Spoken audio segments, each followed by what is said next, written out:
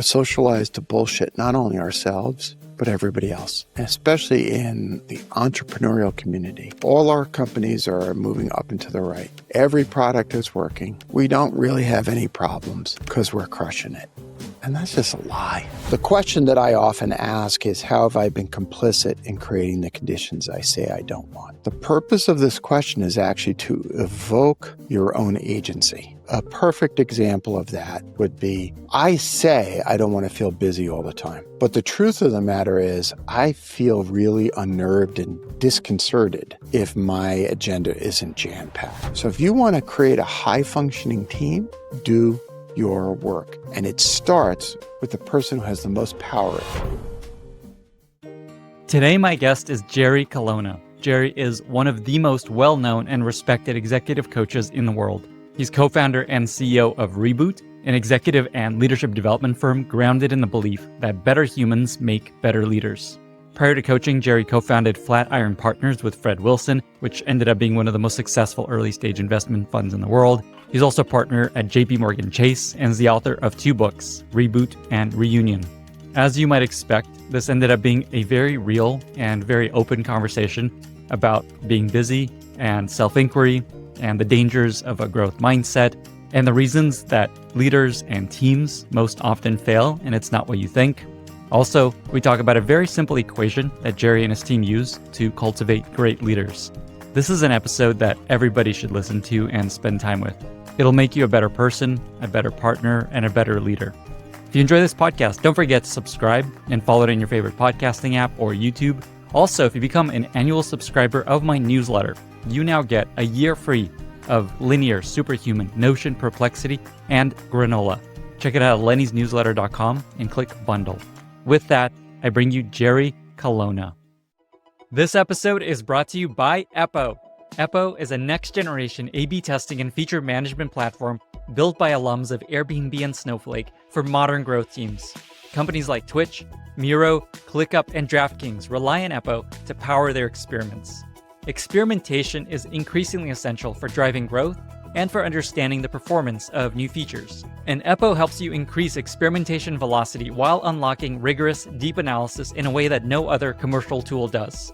When I was at Airbnb, one of the things that I loved most was our experimentation platform, where I could set up experiments easily, troubleshoot issues, and analyze performance all on my own. Eppo does all that and more, with advanced statistical methods that can help you shave weeks off experiment time, an accessible UI for diving deeper into performance, and out-of-the-box reporting that helps you avoid annoying, prolonged analytic cycles. Eppo also makes it easy for you to share experiment insights with your team, sparking new ideas for the A/B testing flywheel. Eppo powers experimentation across every use case, including product, growth, machine learning, monetization, and email marketing. Check out Eppo at geteppo.com/Lenny and 10x your experiment velocity. That's geteppo.com/Lenny. This episode is brought to you by Content Square, the analytics platform that helps companies build better digital experiences. Ever wonder why customers drop off before converting? Or why some pages perform better than others? Content Square takes the guesswork out of digital experiences, giving you real-time insights into how users interact with your site or app. With AI-powered analytics, automatic frustration detection, and clear visualizations, you'll know exactly what's working and what's holding your customers back. Whether you're optimizing an e-commerce checkout, refining a B2B lead flow, or improving a mobile app experience, Content Square pinpoints exactly what needs fixing and why. Content Square powers better customer journeys across 1.3 million websites and apps. Discover the insights you've been missing at contentsquare.com/Lenny. Jerry, thank you so much for being here. Welcome to the podcast. Well, thanks for having me, Lenny. It's really a delight to meet you and to be with you today. I want to start with a very classic Jerry Colonna piece of advice that I've heard you share in other places, and I just want more people to hear this advice. And this is a question that you ask people when things aren't going their way. And I'll give you a hint. The question contains the word complicit. Right. Can you share this question and why it's so important to ask this of yourself? The question that I often ask is, how have I been complicit in creating the conditions I say I don't want? And if it's helpful, let me break down the question a little bit. Please. So I purposely chose the word complicit because complicit does not mean responsible. And that's a really important distinction.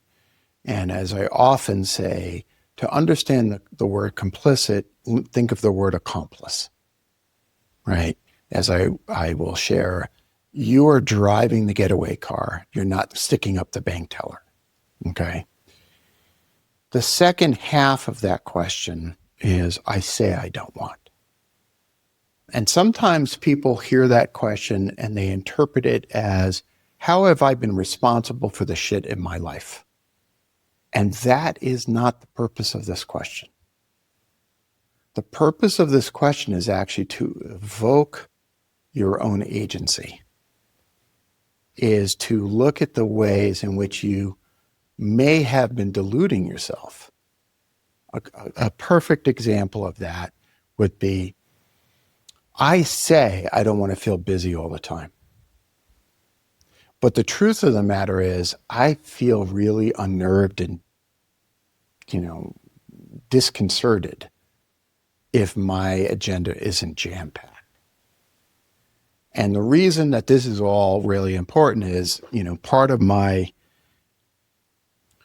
approach, not only to coaching, but to the process of growing up, is to use what I call radical self-inquiry to really cut through our own delusions and say, how does it serve me to feel completely busy to the point where I feel exhausted? And perhaps there's another more conscious way of getting that feeling than feeling like crap all the time. This is a good segue to something that I hear you, you have this equation that you and your firm use to kind of think about how to create and cultivate great leaders. And it includes, one of the variables is radical self-inquiry.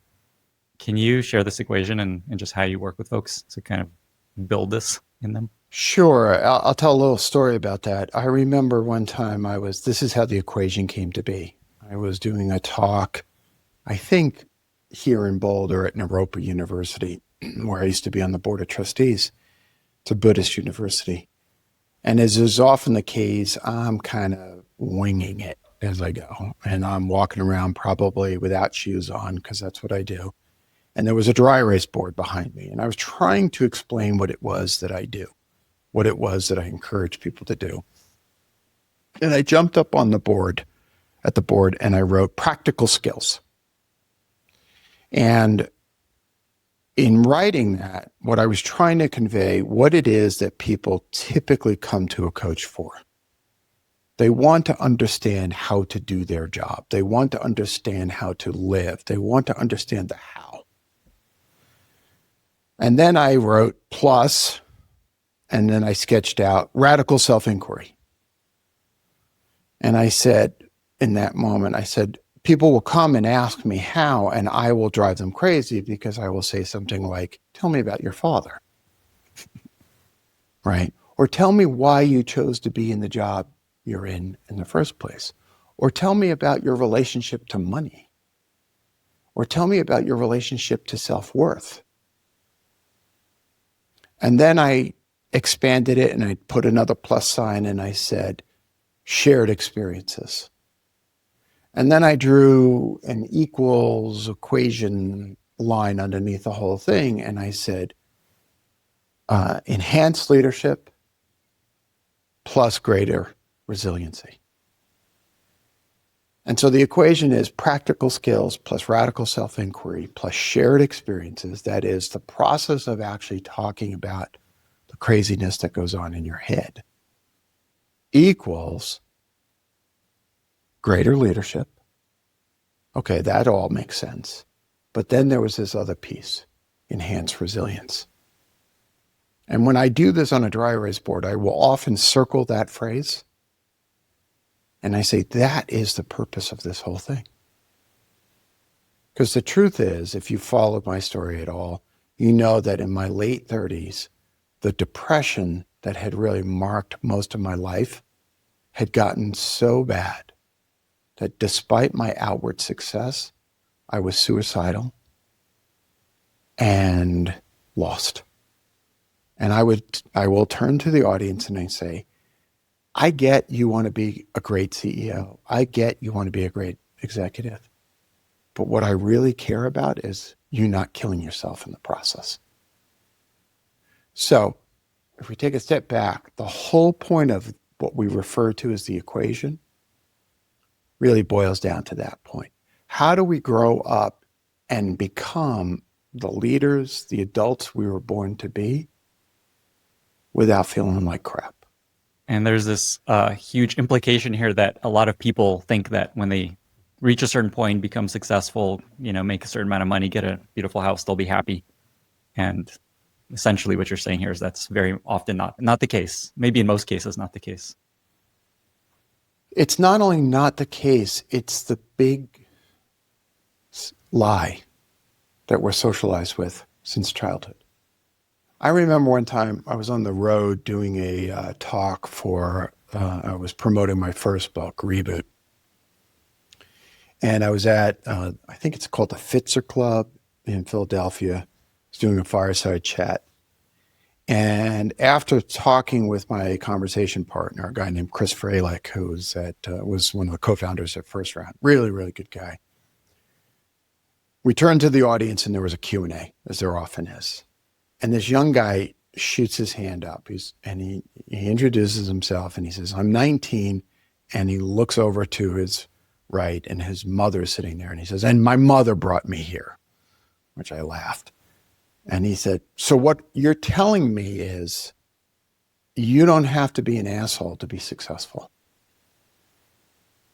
And I could not think of a better summation of everything that I'm about than for a 19-year-old kid to look up and say, you don't have to be an asshole to be successful.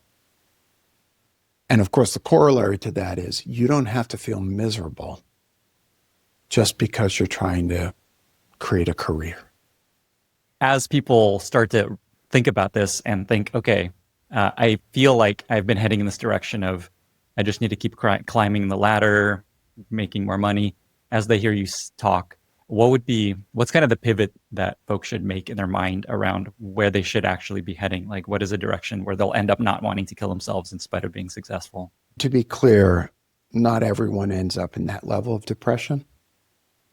But the hack, if you will, is consciousness. So what do I mean by that?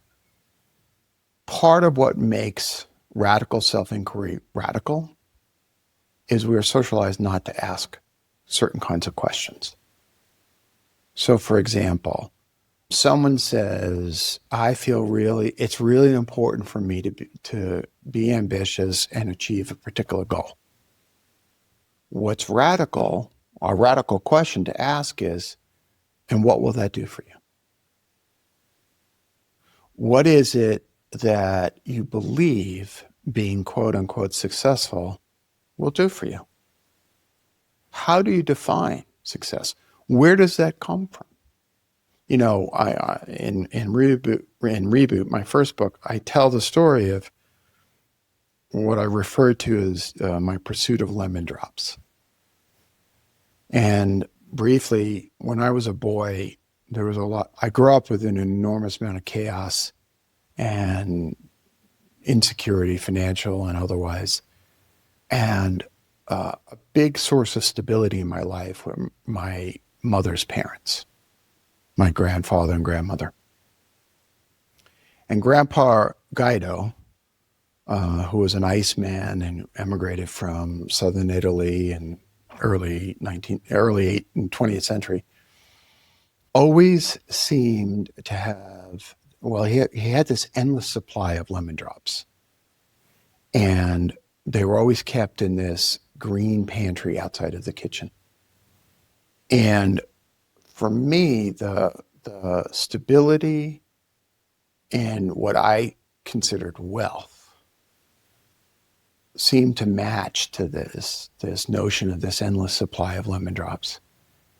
And when I got to my 30s and I was outwardly successful and I was a hotshot VC, I had lemon drops, but I didn't feel safe. which was kind of a mindfuck. And so I told that story in Reboot as part of my exploration into the core question of how did my relationship to money shape my career choices, shape my school choices, shape my own sense of safety and self-worth. So, long-winded response to your question, what I encourage people to do is to ask themselves these kinds of questions so that they can raise their level of consciousness so that they can be in the driver's seat of their lives and not some learned behavior that they developed as a child to answer perhaps their parents' or grandparents' anxieties.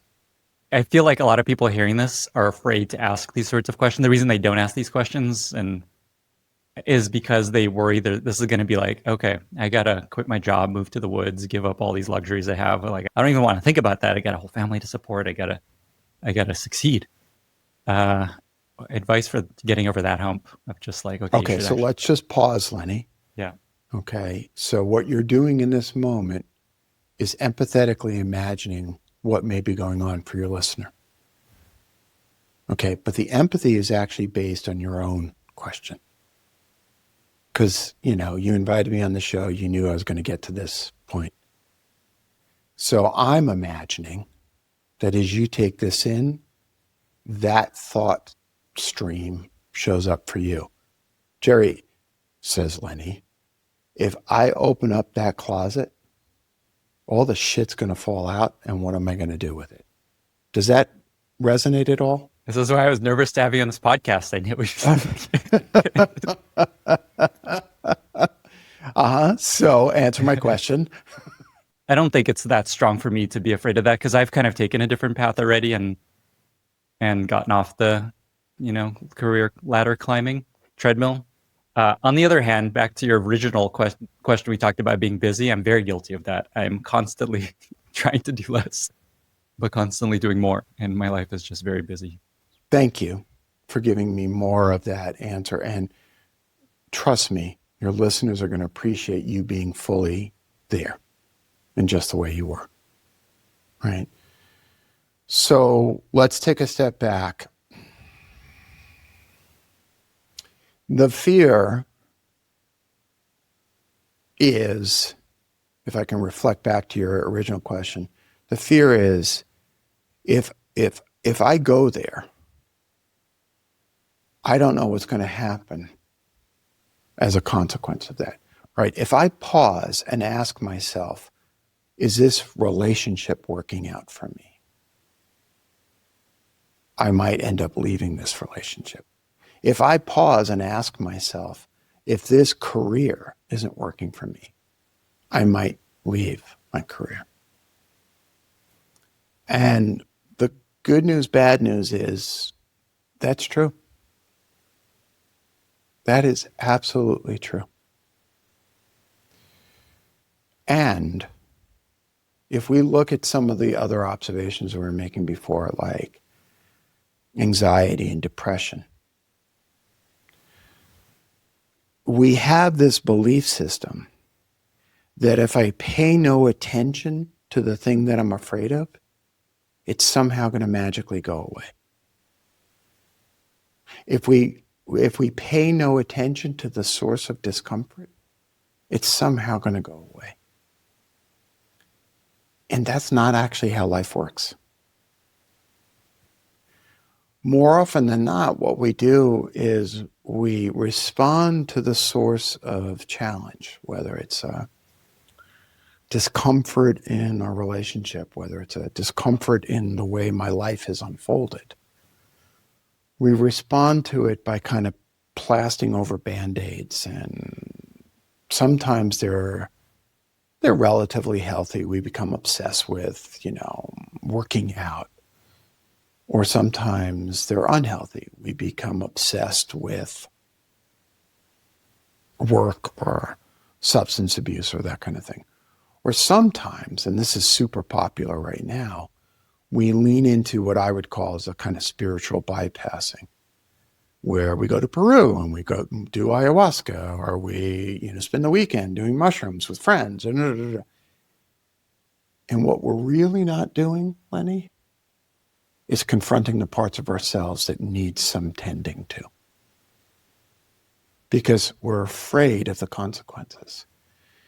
But I'll tell you a quick quote.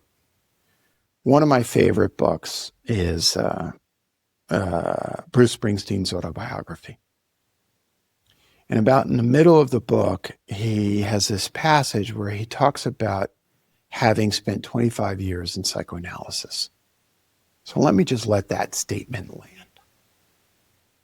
Bruce fucking Springsteen, 25 years in psychoanalysis. Okay? And he has this passage where he talks about the unsorted baggage of our childhood. And what he rightly asserts is that we all have unsorted baggage. And at some point, we're going to pay the price of not sorting that baggage. And the price, more often than not, is in tears. Now, this is Bruce Springsteen talking about this. Okay, this is not some airy-fairy transpersonal Jerry Colonna coach, right? And the reason I draw that out is we, as children, are socialized not to develop these consciousness skills. We are socialized to develop what I would call bypassing skills. And as he correctly points out, if you continue to bypass sorting out your baggage, there's going to come a day where you're going to have to pay that price. It could be in your own depression. It could be in, I've seen this 1,000 times, Lenny, entrepreneurs sabotaging their successful businesses because the belief system from their childhood goes something like, I don't deserve success, so let me blow it up. We put this all under the rubric of midlife, but I don't know, when does midlife begin? 35? When does it end? 70? What I do know is it's the bulk of our adulthood. Okay, I think you've done an excellent job convincing me and others to spend time on this now. And I think there's an assumption of it gets harder. The tears get more intense as you wait longer, right? There's kind of this ticking time bomb that better some amount of tears now than 10 times more tears later. Is that right? Well said. Okay. Okay. So coming back to this equation, I think I want to give people some things to do now that they're maybe likely convinced, okay, I should really rethink what I'm doing. So back to the equation, practical skills plus radical self-inquiry plus shared experiences equals enhanced leadership and greater resilience. So the three things you can work on there: practical skills, radical self-inquiry, shared experiences. Skills, I think people get. So radical self-inquiry, these are essentially questions to dig into what drives you, what makes you happy. What are some questions, again, that people should be asking there as they're listening, or maybe after they finish listening? In the time since I've been a coach, which is now going on 27 years, the popularity of journaling has gone up, which is awesome. And part of what happens is people journal, but they don't know what they should be journaling on or how they should. So let me give some questions. And this is a way to approach it. Let's imagine that what we're trying to do, whether we're sitting in meditation, whether we're journaling, whether we're taking time away, we're just pausing and starting to ask ourselves questions. So my famous questions include things like, what am I not saying that I need to say? So let's imagine ourselves in a relationship that's not working. Talk about something that could be terrifying. What am I not saying in that relationship that I need to say? By the way, this is a good question to ask if one is responsible for leading people too. Corollary questions to that would be, what am I saying that's not being heard? And then, of course, what's being said that I'm not hearing? So if we just pause and look at those 4 questions, how have I been complicit in creating the conditions I say I don't want? What am I not saying that I need to say? What am I saying that's not being heard? And what's being said that I'm not hearing? Can you feel the power of all of that just in those questions? Scary questions. They are scary questions. Okay. You're in the radical self-inquiry zone when the questions take your breath away. And by the way, you don't have to share the answers to these questions with anybody but yourself. Now, there could be some power in sharing them in a group of friends and sharing them with a group of colleagues, sharing them with a coach, sharing them with a therapist. But the most important person with whom you should share the answers is oneself. This is a little bit of Buddhism here. Self-delusion, along with attachment, are the biggest contributors to our own suffering. Self-delusion. Everything's great. How you doing? Everything's great. Bullshit. Can we just not bullshit each other? So let me just pause. Those are just 4 questions. My first book, Reboot, has a set of questions after every single chapter. We also have a journal that we put out that has questions and questions. But the more important thing to take away from this is questions that startle us, questions that may cause us to be a little afraid of the answer. That's where the gold is. And we'll point people to the book for many more of these questions and the worksheets. For the third part of the equation, shared experiences, can you explain what that is? We were talking about socialization, for example. Prior to launching Reboot, the company, my co-founder, Ali Schultz, and I, the roots of Reboot, the company, began with me designing, or Ali and I designing, these boot camps. And the original iteration of the boot camp we used to call CEO Boot Camp, because it was originally we would get first-time CEOs together. And we would kind of do a bait and switch. We would pretend to sell them practical skills. And then I would start asking really tough questions like, who would you be without the story of who you are? It's like, what? Okay. The notion of shared experience as an important component grew out of that. Because what would happen is, imagine sitting in a circle of people who just have your back, who really care about you as a person. And imagine then discussing some of the answers to those questions. Who would you be without the story of who you are? What is it that you wish the people in your life knew about you, but you're too afraid to tell them? And imagine sitting in a group of people who can just hold that space without fixing you, without telling you what you're doing right or wrong. We, too often than not, especially in what I would say the entrepreneurial community, are socialized to bullshit not only ourselves, but everybody else. Right? All our companies are moving up and to the right. Every product is working. We don't really have any problems because we're crushing it. And that's just a lie. Imagine having the capacity to be in relationship with people where you can just tell the truth. That's what shared experiences are about. My wife does a women's circle where they gather and just share what's really going on in their lives, and that's it. Yeah, and it's very confidential. There's a ritual to it, and it feels like that's a really good avenue for things like that. What circle do you sit in? No circles. This is my circle.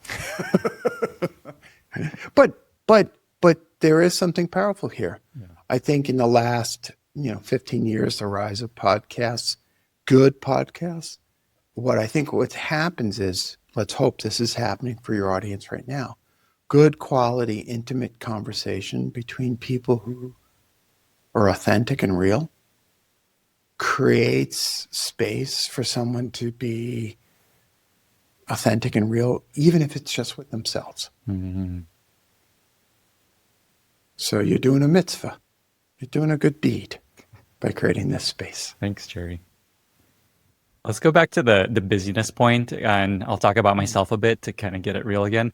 And because I think it's also something a lot of people struggle with that listen to this, are just like, I am so busy. Every time someone asks me how I'm doing, busy, so busy, like swirly eyes emoji, swirly eyes emoji. with a little head shake. Yeah, that's right. And the melting face emoji. And that's very much me. And it's funny because I started this journey of the newsletter of just like, I call the project Avoid Getting a Real Job. And it was just like, cool, I'll just do this newsletter thing, not have a job. It'll be chill, write an email once a week. But I just find myself taking on endlessly more and more. And for me, I feel like the drive is, it's just like fun to see it grow and for it to keep building and doing well.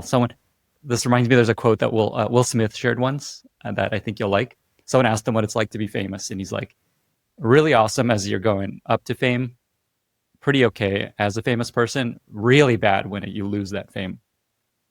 And that's how it feels with the growth of this thing. It's just like, growth is up. Oh, life's good. And then it starts to stall. I'm like, oh no, it's all going to fall apart.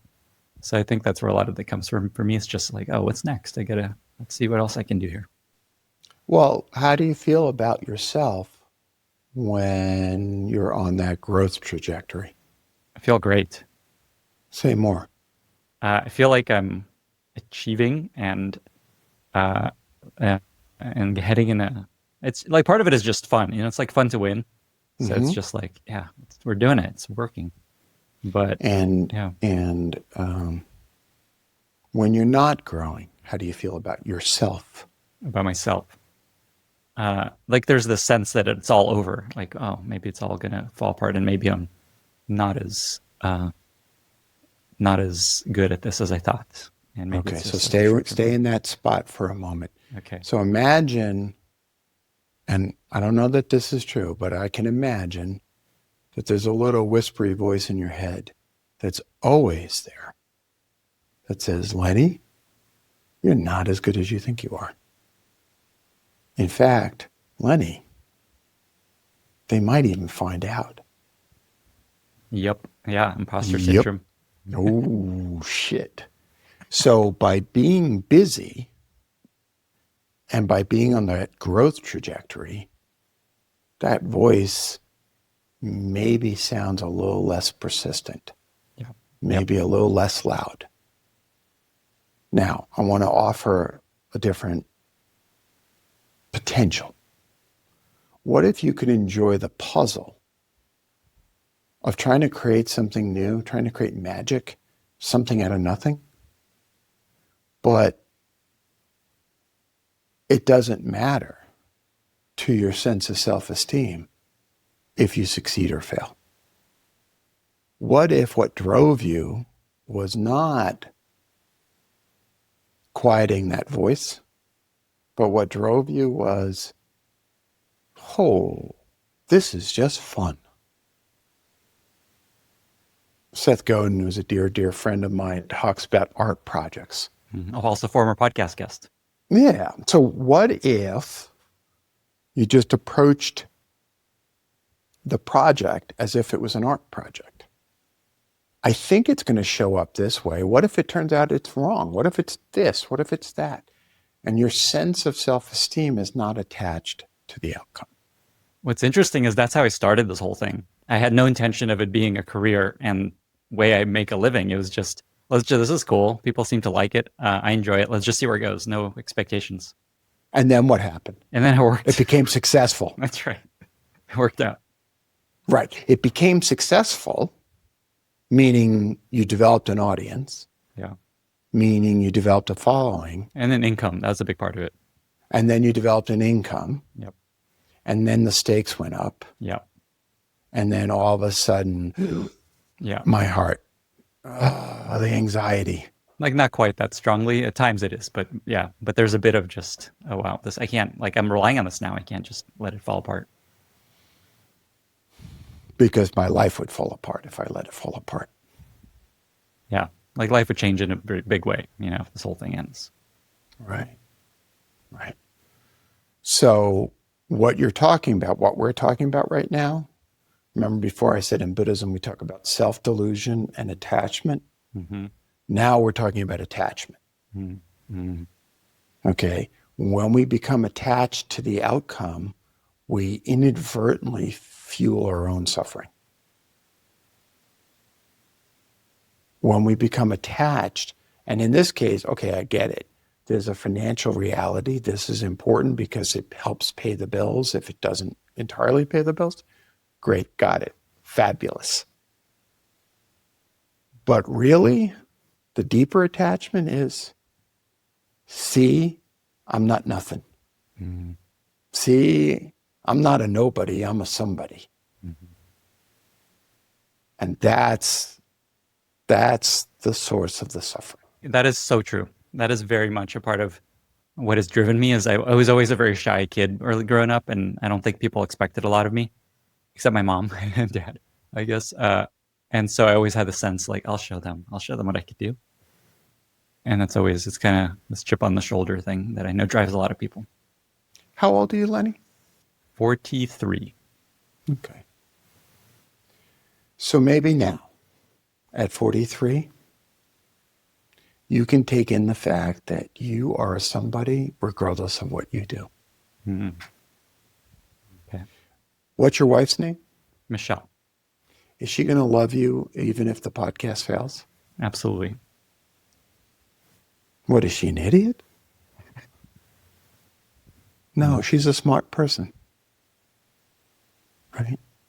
The people who actually know you and care about you may be proud of your efforts, but their love for you is not dependent upon its success.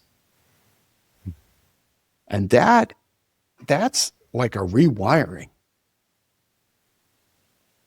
That's, do you have children? Yeah, we got a 22-month-old now. Oh, mazel tov. That's wonderful. My children are 34, 32, and 28. So I'll speak like the old man that I am. When we take that test, that spelling test, and we stick it with magnets on the refrigerator, it's out of pride. The challenging message that we inadvertently can send to our children is that we only love them because they got an A on the spelling test. And so it's really critically important that we as parents do our own internal work to convey that unconditional love that is our birthright as human beings. And we hold on to the goal because the goal is cool, because solving a puzzle is fun, because doing hard work and experiencing the reward from that is affirming. But your value as a human being is unshakable. Now, as a father, isn't that the feeling you want your child to have?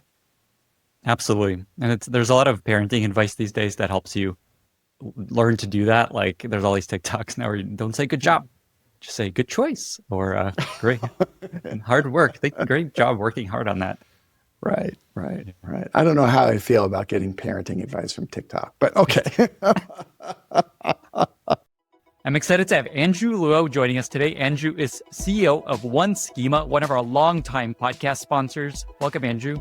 Thanks for having me, Lenny. Great to be here. So what is new with One Schema? I know that you work with some of my favorite companies like Ramp and Vanta and Watershed. I heard you guys launched a new data intake product that automates the hours of manual work that teams spend importing and mapping and integrating CSV and Excel files. Yes, so we just launched the 2.0 of One Schema file feeds. We've rebuilt it from the ground up with AI. We saw so many customers coming to us with teams of data engineers that struggled with the manual work required to clean messy spreadsheets. FileFeeds 2.0 allows non-technical teams to automate the process of transforming CSV and Excel files with just a simple prompt. We support all of the trickiest file integrations, SFTP, S3, and even email. I can tell you that if my team had to build integrations like this, how nice would it be to take this off our roadmap and instead use something like One Schema? Absolutely, Lenny. We've heard so many horror stories of outages from even just a single bad record in transactions, employee files, purchase orders, you name it. Debugging these issues is often like finding a needle in a haystack. One Schema stops any bad data from entering your system and automatically validates your files, generating error reports with the exact issues in all bad files. I know that importing incorrect data can cause all kinds of pain for your customers and quickly lose their trust. Andrew, thank you so much for joining me. If you want to learn more, head on over to oneschema.co. That's oneschema.co.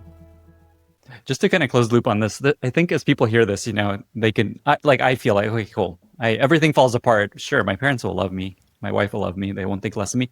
However, it's nice to get that really nice couch and that nice hotel. And the income, the comfort that comes with income at a certain level is hard to give up. How do you help people get past that might go away and feel comfortable? Well, the good news is, and again, this is a Buddhist reference, the good news is there's a wisdom tradition that teaches all about this. Okay, so very briefly, the Buddhist story is, in his mid-30s, he wakes up to the truth of birth, old age, sickness, and death. Birth, old age, sickness, and death. And he wanders into the forest and he becomes a wandering mendicant and he becomes a holy man and he's still not satisfied. And as I like to tell the story, one day he decides, fuck it. I'm just going to sit under the Bodhi tree and I'm not going to move until I figure this shit out. And so he sits and sits and sits, and the story is he sat for 40 days living on a single grain of rice every day. Because always, right? Crazy stuff. And when he woke up to the Four Noble Truths. And the Four Noble Truths are, life is filled with suffering. That which we do to push away suffering increases suffering. The third noble truth is that there's an end to suffering. That's a really important one. And the fourth noble truth is what's known as the Eightfold Path to the end of suffering. Okay, so let's focus on the second noble truth, because that's really what you're talking about. When we acquire that nice couch, when we buy that nice house that stretches our income to its maximum, if we're doing it to enjoy the couch or the house, then A-okay. But if we're doing it because we're trying to push away the suffering of, am I good enough to be loved, to feel safe, and that I belong? That which we do to push away suffering will increase suffering. And in this case, oh my God, what if they take my house away from me? Oh my God, what if I fall backwards down that staircase of life? Oh my God, what if all of those people who have signed up to my Substack suddenly disappear? Yeah. Okay. You see how the attachment becomes that source of suffering? You see how the thing that we do to make ourselves feel better, in fact, fuels the tenuous hold that we have on our okayness. I'm okay, just as I am. I'm okay. Mm-hmm. Yeah. It all comes down to why we're doing what we're doing. Now, to be clear, this is hard for me. I think it's hard for everybody. When my first book came out, Dan Harris, who's a really good friend and client from 10% Happy, said to me, don't read the Amazon reviews. And the truth is, I've read 2 reviews. I read it in the first hour after it was released, and I've never read a review since. Because there's no way I can experience those reviews without becoming attached to how people feel. So thank you. I'll put it over here, and I'll just stay focused on the experience that I get from writing. And yes, do I want to sell thousands of books? Do I want people to feel moved by my writing? I do. But you know who gets the most out of my writing? Me. Because when I sit down, this is my file folders for whatever I might do for our next book. What I'm trying to do is answer questions that I have. For example, Captain Chaos is running the country right now. What is it that the world is going to need 2 or 3 years from now? And what's my contribution to that world? Now, just as I say that, how does that feel to you? It's kind of settling. Yeah. Right? So I know that in order for me to feel good about my existence on this planet, I have to ask myself these questions, and I have to attempt to answer these questions. Whether it turns into a book that people buy or not is secondary. I have to do this work regardless.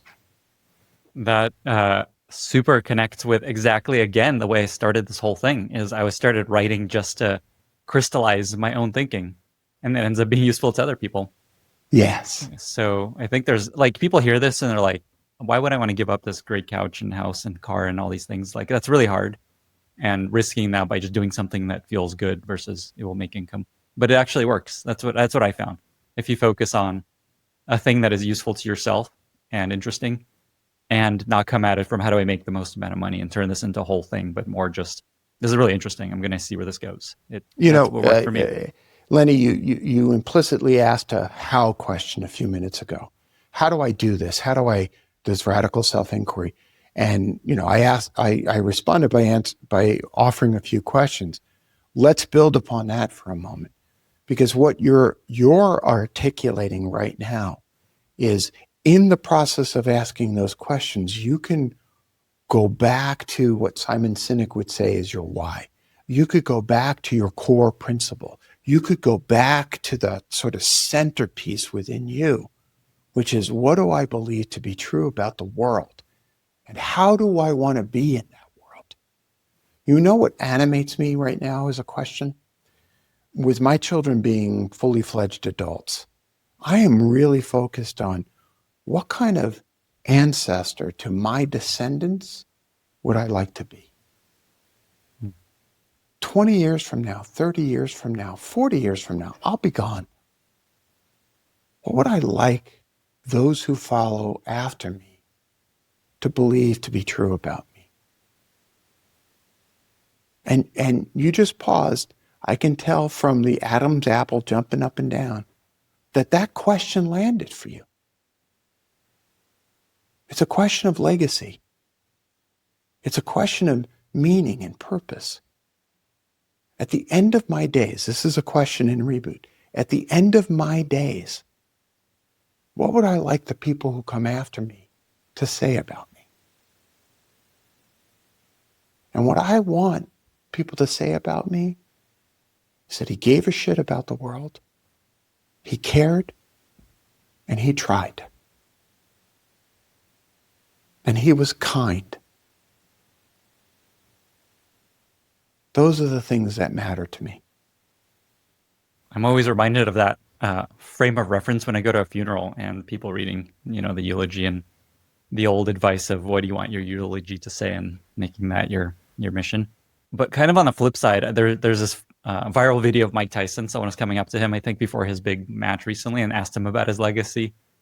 And he's like, I don't give a shit about my legacy. It's just a made up thing that doesn't matter. So let me just ask you this: why is it important to think about legacy? Does legacy even matter? Like, we're dead. What's the difference?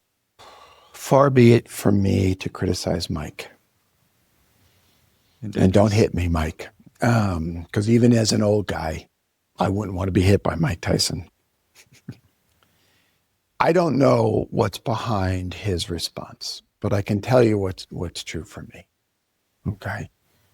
I made oblique reference to Captain Chaos in the world as it is right now. The world's a tough place right now. We live in a world where it's almost normalized that a teenager will shoot other teenagers in school. It's almost normalized that people are dragged off to jail. Something is happening. Something is really disturbing. Now, to be clear, we've always had disturbing times. I mean, I was reminded recently, I'm reading a book called Soldiers and Kings, which I highly recommend, which is about human smuggling from Central America into the United States.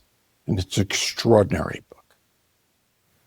And in reading that, I was reminded of policies that the U.S. government has used over the years, whether it's supporting dictators in Central America or other sorts of things that I oppose, that feel immoral, if not directly immoral. Why does this come up for me? I can't shake the feeling that someone down the line in my lineage is going to ask of me, and what did you do, Grandpa? And what did you do, Great-Grandpa? I know what I want that answer to be, which is I tried. Lenny, God gave me the ability to put two sentences together in a way that people listen. I feel a moral responsibility to use that God-given gift to help create the world that I would like to see. A world of kindness and empathy. A world where poverty is diminished. A world where people feel safe, however the fuck they identify. I don't give a damn. So is that my legacy? Yeah. And maybe there's some ego implicit in that. But can I go on for just a bit on this? Absolutely. At the end of Reboot, I write about this moment, and in this moment, I'm in Marin County. My wife Allie and I are together, and I'm once again torturing myself with this question: have I been a good man? I drive myself crazy with that question. Have I been a good father? Have I been a good partner? Have I been a good man? And she says in a very frustrated way, all right already, enough. You're a good man. Stop. And so I go for a walk. And as I'm walking, I encounter this toppled over oak tree. And the roots are all torn up. And you've seen trees like this. And it's clearly the tree died, and clearly a wind came and clearly knocked the whole thing down. And I look at the tree and I say to myself, here lies a good man. And I liken myself to this toppled over oak tree. And I imagine that tree had lived its life with its limbs gnarled and twisted by actions that it should have taken and actions that it shouldn't have taken, by good choices and bad choices. But that for the majority of its 75, 80 years, it lived into its purpose of providing shelter and shade for those that may have come from beneath it. And I make this point that at the end of my days, I want to be like this tree, just slowly dissolving into the earth, having done the best job I could of being purposeful. I feel better. My suffering is eased when I can lean into that, which then makes me able to be present for the other person, whether it's a coaching client, whether it's a podcast conversation, whether it's just going for a walk with one of my children. I just feel better. And I think I am a better person when I think about things like that. So far be it from me to disagree with Mike Tyson, but I think he's wrong. Good callback. It sounds like the giving tree to me. Oh, yes. Yes. Shel Silverstein. To give people something to do with this this area of legacy, is there how did you approach coming up with kind of figuring out what you wanted your legacy to be? What are there some questions you asked? Is there something you recommend folks do to help them think through this for themselves? Well, it's delightful that we've ended up here because I think that I'm still working through those questions. You know, as I said before, as we both connected with, I use my writing to find my way to answers to questions. So part of what I'm dealing with right now is, look, I'll turn 62 this year. That feels old. But it also feels settled. And, part of what I'm trying to figure out is, what do I want my elderhood to be like? And I'll be honest, I'm enjoying this time of my life where I'm finding myself being a voice of comfort, being a voice of maybe even sanity in a time where that feels really insane and challenging. So maybe that's what my legacy will be. I'm not 100% sure. Is this maybe a hint at the new book you're working on? Is this the topic you're thinking about, or is this not? Yeah, it and other things. That's right. That's right. Speaking of the world being very crazy right now, you talked about your kids. AI is very top of mind for a lot of people. In particular, it's stressing a lot of people out in a lot of ways. It's quite unsettling in future careers, in skills. People. It is unsettling, isn't it? Quite unsettling. But, Yeah. there's a world where we don't need humans in the future, potentially. What advice do you share with clients to help them work through this period of worry with the future, with, AI being the core of it? Well, if we go back to the equation for a moment, I think it's really important that we actually talk about these things. I would say a year ago, I likened it to the experience that I had. Remember, I'm old enough to remember when not everything had an IP address. Now our refrigerators have IP addresses, right? I mean, it's fucking crazy. I'm old enough to remember when you had to install an IP stack into your personal computer in order to connect to the web. That's how old I am. Did you have the phone modem where you had to put the phone? Absolutely. Absolutely. It was a big deal to go from 1200 baud to 2400 baud to 56K. Oh my God. It was like a rocket ship. A year ago, I thought we were going through a similar kind of transition. We're clearly not. This is different. And, in the coaching therapeutic world, everybody's like, oh my God, ChatGPT is going to replace me. And I don't know, maybe. What I am finding is, I wear glasses. So for those of you who are only listening to the audio, you may find that news. What I am finding is in my own life, it's like I have put on a pair of glasses that are really, really sharp and helpful.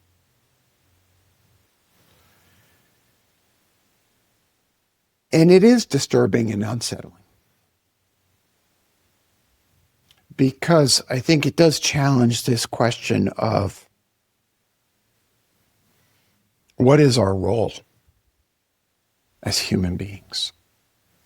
Now, what I come back to, and I could be wrong, but what I come back to is, we're talking through a mediated experience. My signal is bouncing up into the sky, onto a satellite. I won't name the company. It's coming back down. I don't know what your access is. We're using this platform, Riverside, to record this. But somehow we're still finding the capacity to be present for one another in a heart-to-heart way. And so when I look at this phenomena, what I lift up is that what I am hopeful about is that which does not matter in the experience of being human kind of gets burned away and is taken care of, call it by AI, but that which matters, which is presence and connection, human to human contact, strategic thinking, formulation. You want to talk about it in terms of engineering, the conceptualization, that gets elevated and our skills get better at doing that. And in the most optimistic point of view, what ends up happening is we spend more time on that which matters and less time on that which doesn't matter. And I could be completely wrong, and we could all be out of work and making sure that the robots are well-oiled, and that becomes our purpose. There's along these lines of glasses and even coaching, the world of coaching, there's a really interesting use case I saw today that Dan Schipper shared that I think you'd love, which is now that ChatGPT has memory, it remembers everything you've said and you can think back. You can ask it, what are blind spots in the way I see the world that I'm not seeing? You could also upload all your chat transcripts from your meetings and ask it, like, what could you do better in meetings? I mean, look, one of my colleagues in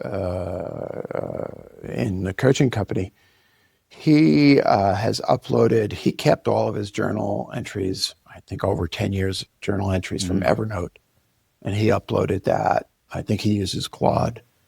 And he's asked Claude to highlight things, what am I not saying that I need to say? What am I saying that's not being heard, right? He's asked it to reflect back, and I think it's been incredibly helpful for him. I think the result is that he is a better coach, which is kind of interesting, right? Because the feeling is, well, does this replace it?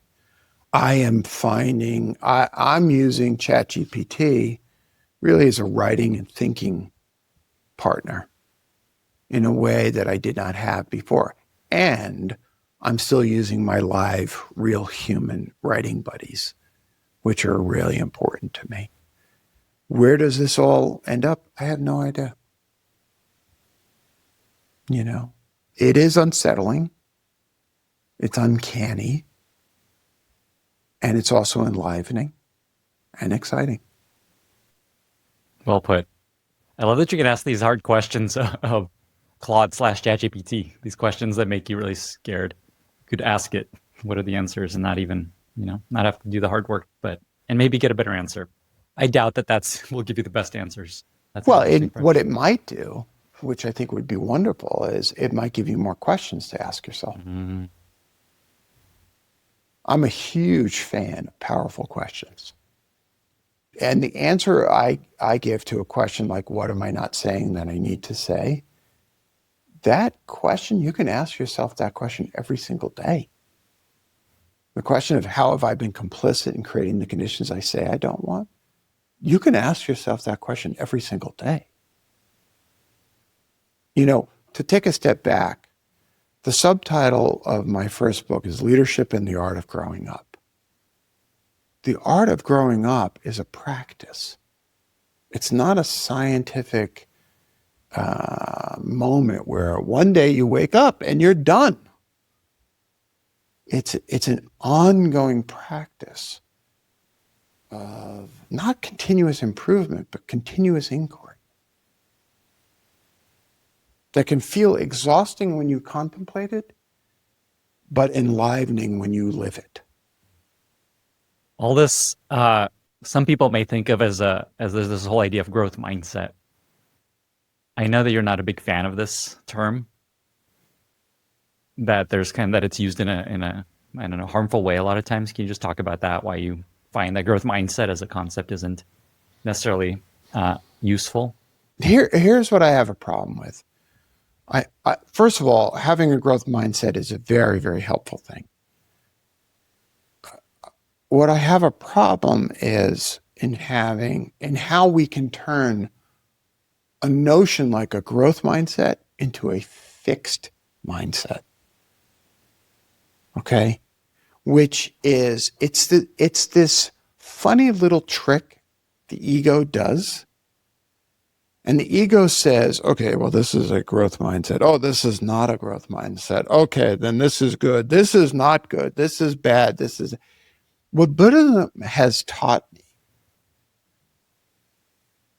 is that everything's falling apart all the time, even our growth mindset. When we get too fixed on the proper way to do things, we're setting ourselves up for attachment and therefore suffering. So if you can hold something like a mindset loosely without attachment, go for it. Have a blast. Enjoy it. But the minute you start to nail it down to the floor and say, this is the way it ought to be, I ought to always have a growth mindset, you've become fixed. And that's what the ego does. To be more explicit about it from a business context, for example, the great business writer Peter Senge says, it is virtually impossible to challenge the assumptions that made you rich in the first place. So think about it in our experience of starting a business. We have what the Zen Buddhists would say is beginner's mind. All things are possible. And then we experience, you were talking about it a little before, a little bit of success. And the ego, which is so terrified of not having success, starts to say, aha, this is the way to do it. And then we start to deviate from that because life happens. And then the anxiety starts. So the question is, how do you hold a growth mindset? Loosely. Knowing that you ought to stay present to the world as it is, respond to the changing dynamics, figure out what's next. Because that's the growth. So, put succinctly, stay attached to the growth and hold mindset a little loosely. I love that. It reminds me of advice. I did a meditation retreat once, and there's always a sense with Buddhism, and it's interesting how often Buddhism and advice from Buddhist teachings comes up on this podcast, by the way. When the student is ready, the teacher will appear. You're inviting it in, but keep going. That makes sense as you say that. Interesting. Okay, so there's like this fear I think people have with Buddhist teachings that you will not be as ambitious and you will not achieve as much if you're not attaching. If you're not anxiously chasing something. Yeah, exactly. If you're just like, why do I need that? I don't need to be the CEO, the VP, because I won't attach to that. And then so people fear that downside. So I asked this question at this retreat, and the advice they shared there was, don't attach to this idea, but just kind of point your cart in that direction and head there. Yeah, I like that. Look, the fear you're talking about is the fear of complacency. Yeah. And if we look at the structures of the mind and we look at our socialization, the way we're socialized to ward off complacency is anxiety. Right? And so if we go back to some of the things we were saying before, if I grow up believing that the way I'm going to make my parents love me is by achieving, then if I become complacent, then what's at risk is their love for me. So just like we made the connection before where unconditional love exists, unconditional positive regard for self, otherwise known as self-compassion, can be a powerful motivator, especially when you get to the point where you say, I am enjoying, as painful as it is for me to write, I enjoy writing. I enjoy working out. I enjoy pushing myself. I don't necessarily enjoy it in the moment. Okay. But I certainly, when I look at 2 books on my desk and I say, you know what? That feels good. That makes me happy. To me, the ability to hold the seeming contradiction of those things is a hallmark of my adulthood. Right? It's to get satisfaction out of hard work, for me, is a much greater motivator than fear of complacency.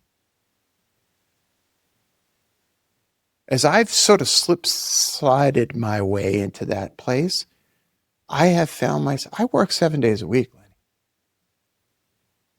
I don't have to, but I enjoy it. There's another, maybe a last area I want to spend some time on, which is around teams and what often causes trouble for teams, what breaks teams, what breaks companies.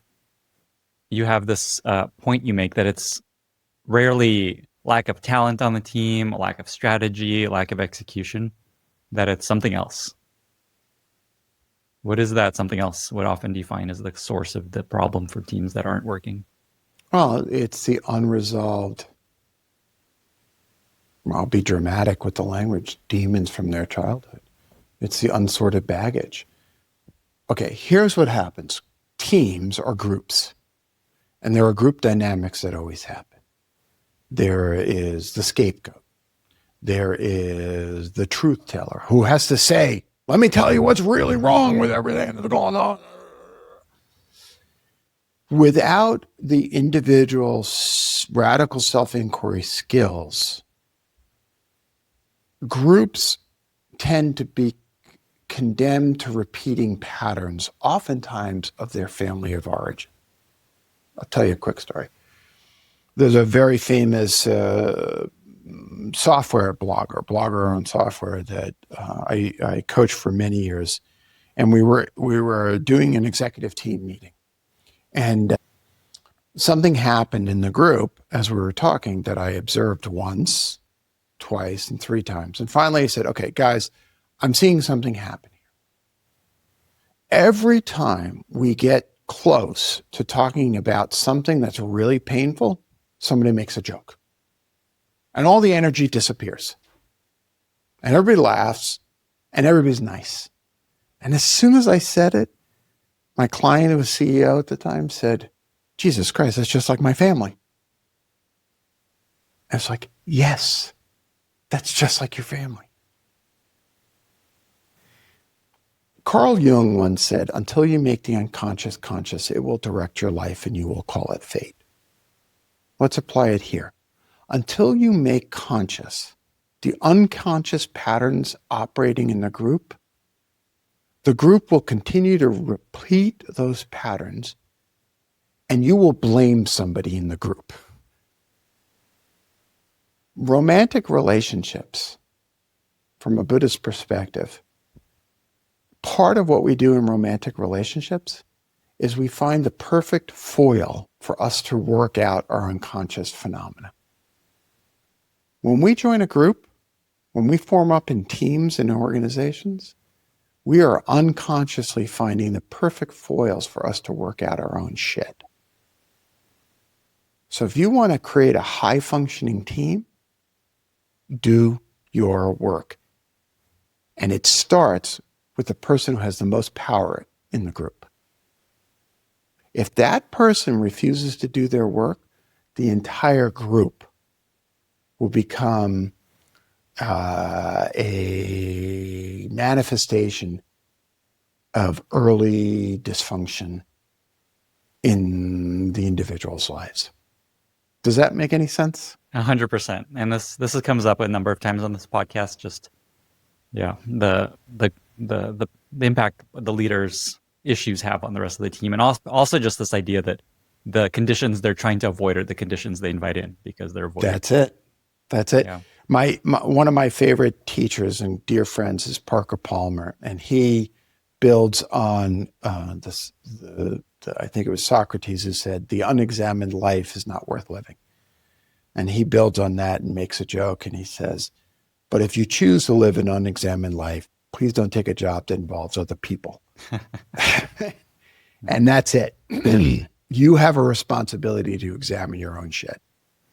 So say you're on this team. So there's kind of two sides to this. You're on a team, the leaders clearly got some stuff that they need to work through, but they're not. Is there something you can do there other than just, hey, please, this is hurting us? And then from the leader's perspective, listening to this, what should they do? Is it like get a coach? What can you do? So for the one who has less power, one of the things to ask oneself is, what draws me to this position in the first place? How have I been complicit, not responsible, in creating the conditions I say I don't want? How have I benefited from the dysfunction that exists in this organization? And benefit is a funny word. It doesn't necessarily mean I'm making more money. It means, for example,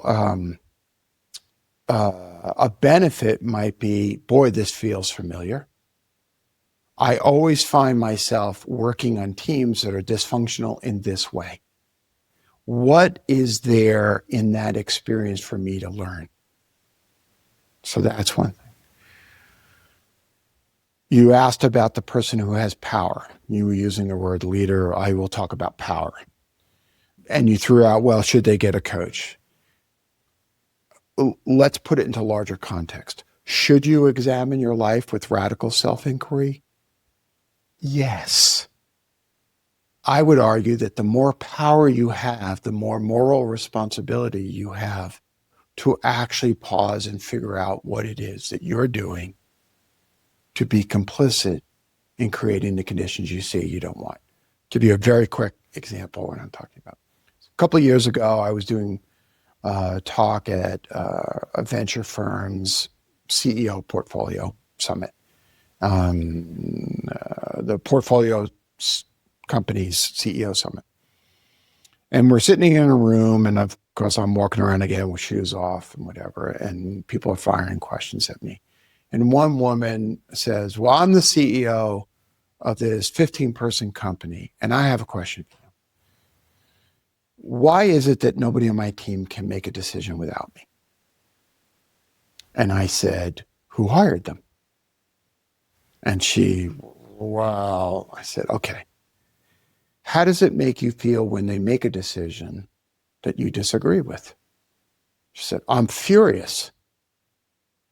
Well, how can you hire people whom you expect to make decisions without running them through you if you can't tolerate them making a decision that you disagree with?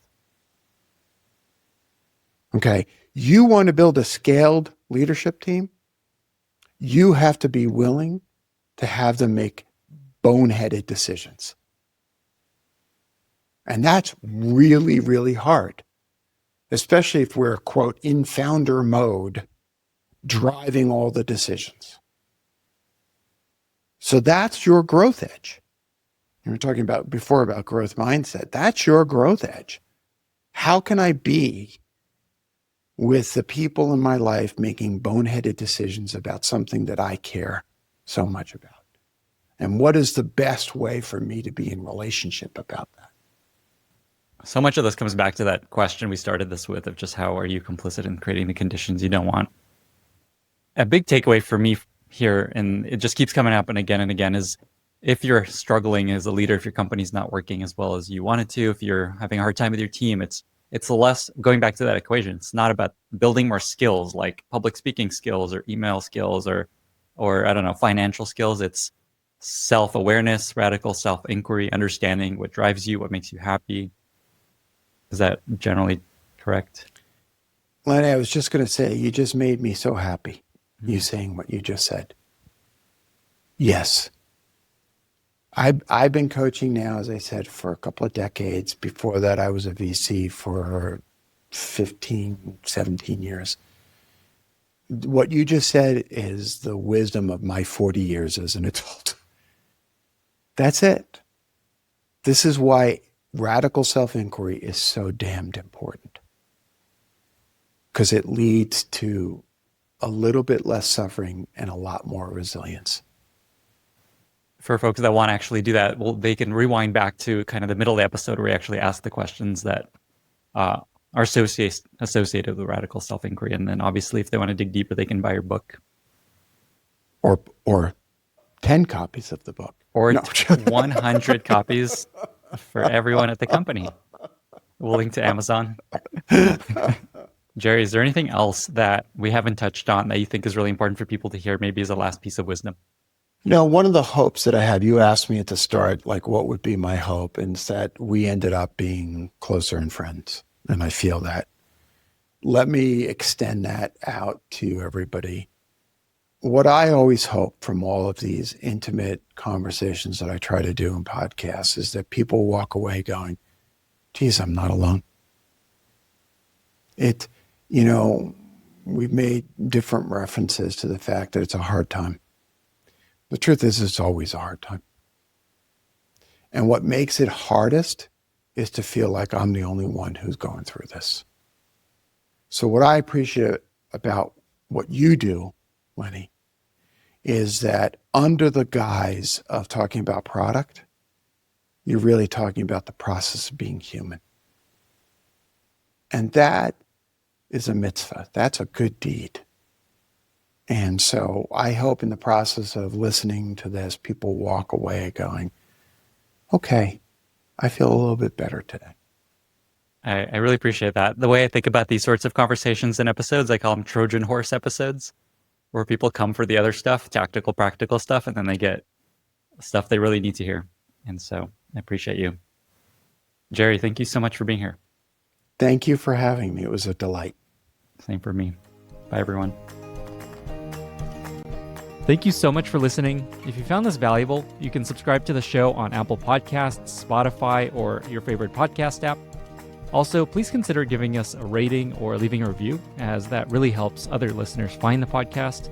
You can find all past episodes or learn more about the show at lennyspodcast.com. See you in the next episode.